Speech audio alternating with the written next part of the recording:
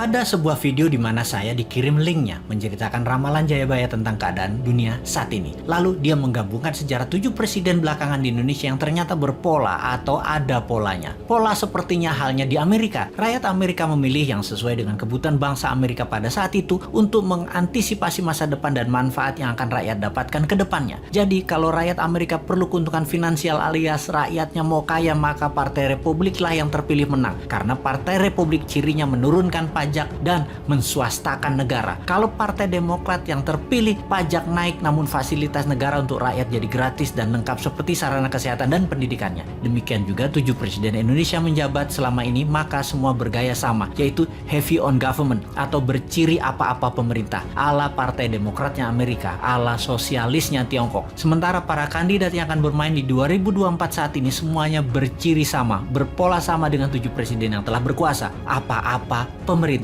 Hanya Bosman Sontoloyo yang punya konsep heavy on swasta atau menswastakan kegiatan membangun ekonomi terbesarnya dan menurunkan pajak konsepnya seperti Partai Republiknya Amerika. Untuk hal ini memang kembali ke masyarakat karena konsep menswastakan pemerintah belum pernah terjadi sebelumnya, atau mengikuti swasta terutama UKM dalam porsi besar lebih dari 80% ekonomi belum pernah terjadi sebelumnya dalam 7 pemerintahan yang telah berjalan. Selama ini memang tenaga kerja 96% diserap UKM, namun ekonomi UKM hanya 40% saja dari porsi ekonomi nasional. Sisanya adalah anggaran pemerintah dan oligarki. Sudah 7 presiden polanya ya seperti ini. Belum pernah UKM naik kekuatannya menjadi menguasai ekonomi ke 80% atau naik 100% dari sekarang, atau 2 kali lipat kekuatan ekonomi saat ini yang bisa membuat GDP per kapita naik dari $4.000 menjadi $8.000 dalam sekejap. Sungguh, kalau mau UKM menang, juga pajak turun. Ya tidak pakai siapapun yang mencalonkan di 2024 yang saat ini ada di etalase calon presiden. Tapi entah bagaimana,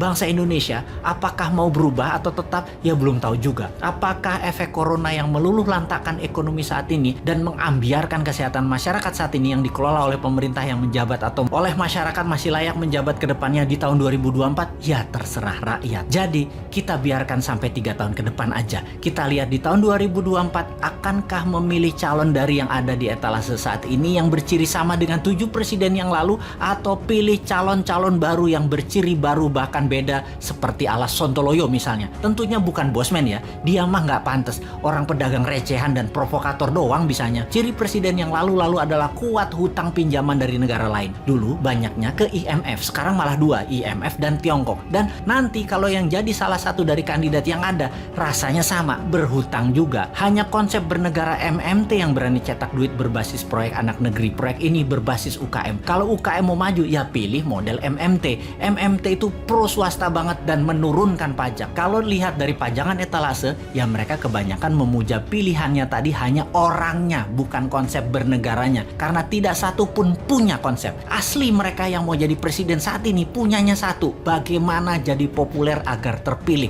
Mek ngono tok ilmunya. Bener deh, bagaimana supaya Anda memilih mereka? Citra aja dibenerin, bukan konsep yang mereka jual. Kalau Bosman, citranya kan kampungan, provokator, komentarnya norak, kulitnya hitam. Jadi karena karakternya nggak bisa dijual, maka dia jual konsep. Itu pun norak. Mainstream ya tetap maunya ngutang asing. Yang anti hutang asing kecil banget, yang mendukung UKM malah nggak ada. Akhirnya UKM-nya senang ngutang juga kalau cari duit. Kapan berubahnya bangsa ini? Begitu kuat doktrin minjem itu di kepala semua pejabat sampai UKM-nya pun tidak ada alternatif lain. Kembali ke video yang linknya saya dapat dan saya nonton, ternyata Satrio Piningit atau kesatria yang dipingit itu keluar ketika ada goro-goro atau malapetaka dahsyat menghancurkan negara dan dunia. Saat ini virus corona dianggap goro-goro. Lalu ketika goro-goro terjadi, ada kesatria yang suaranya saja muncul, wajahnya dan penampilannya dipingit tidak muncul, yaitu Bosman. Jadi kesatria yang dipingit tadi adalah kesatria yang terus-menerus memberikan arahan, solusi, dan sosoknya dipingit, diumpetin, yang penting pesannya tercapai. Lalu pola kepemimpinan nasional yang lengkap menjabat. Pak Karno itu Majapahit atau Jawa Timuran, Pak Harto itu Jawa Tengah atau Mataraman, Pak SBY itu Majapahit, Pak Jokowi itu Mataraman, dan Bosman itu Jawa Timuran Majapahit. Begitu pola penggantinya seharusnya. Habis Mataram ya Majapahit. Dan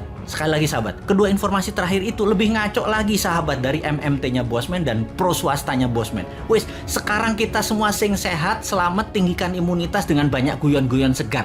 Jangan urusi Bosman. Bosman memang jancuk.